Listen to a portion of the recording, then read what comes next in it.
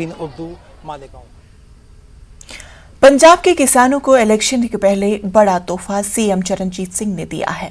CM ने 2 लाख तक के कर्ज माफ करने का ऐलान किया।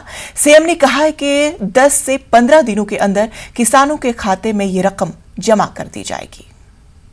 किसान ते जिहड़ा कर्जा है उस दा बोझ किसान झल्लण तो असमर्थ होया होया, इस तरीके दे हालात बने हुए है। ते पंजाब सरकार ने 2 लाख तक दे 5 एकड़ तक वाले किसानां दे कर्जे जिहड़े आ ओह माफ करन दा ऐलान कीता सी। उहदे विच लगभग 1.5 लाख किसानां दा कर्जा अजे माफ नहीं होया।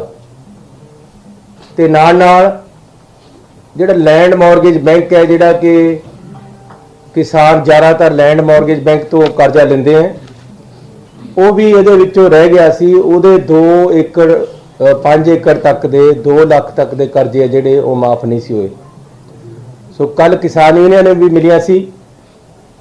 पंजाब सरकार ने फैसला किया है कि 2 लाख तक दे कर्जे जिन्हां किसानां दे बकाया रह गए है, जिहड़े कि हुण शायद 2 लाख परिवार बन जाणगे, उन्हां दा ये टोटल 2 लाख तक दा कर्जा जिहड़ा क्रॉप लोन है वो माफ किया जाएगा। जिहड़ी पहली स्कीम है उस स्कीम के तहत जिहड़े बाकी रह गए है ते लैंड मॉर्गेज बैंक के जिहड़े कर्जे है वो असीं माफ करन जा रहे हैं। अगले 10 दिनों के विच असीं ये पैसे किसानां दे खातिਆਂ ਦੇ ਵਿੱਚ ਪਾ ਦੇਵਾਂਗੇ 10 ਤੋਂ 15 ਦਿਨਾਂ ਦੇ ਵਿੱਚ।